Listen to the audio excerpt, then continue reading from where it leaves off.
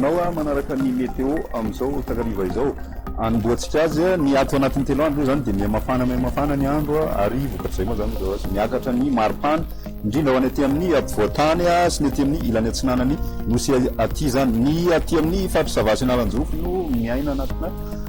orana malefaka miatoato anatin'ny telo andro toy izao ny atsiprian'izay ho any rapitso maraina dia isy ny orana malefaka miatoato aty amin'ny fatro savana alanjorofo ary koa ny fatra atsinanana mety arahana herika izay aty amin'ny fatrony aloatra mangoro aty ary ny ilany atsinanany ato tany dia andraona mitsitokotoko amin'ny akapely ahitantsika raona ihany koa ny aty amin'ny morotsiraky ny melaka sy aty amin'ny morotsiraky ny atsimo andrefana aty ho any rapitso maraina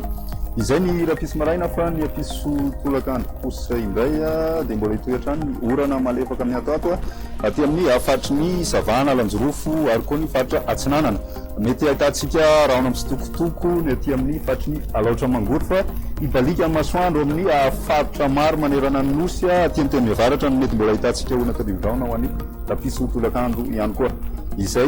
ny momba ny toetrandro ny maripana kosa indray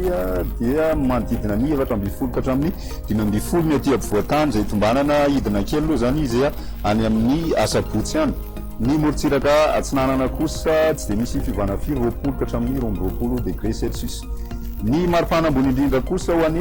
eto ampovoantany ho any rapiso dia eo amin'ny 7 ka hatramin'ny 5 ny ambony indrindra izay ny miakatra tsikelikely zany izay atao anatin'ny telo andro ary mety ho tafiakatra any amin'ny 17 18 ny aty ampovoantany any amin'ny alahady any zany ny morotsiraka atsinanana ihany koa dia mafana ny andro amin'ny akapobeny izay ny eto Madagasikara amin'ireo tanàn-dehibe ivelany kosa indray no jerevantsika ifandrimy raona sy ny masoandro any Johannesburg ahitantsika ona tandrivraona kosa i Paris sy Nairobi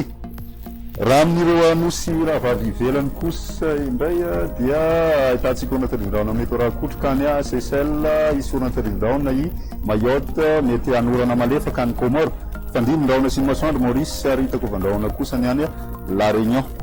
izay no mahazakazana roso manasanao hatrany anaraka ny météo veloma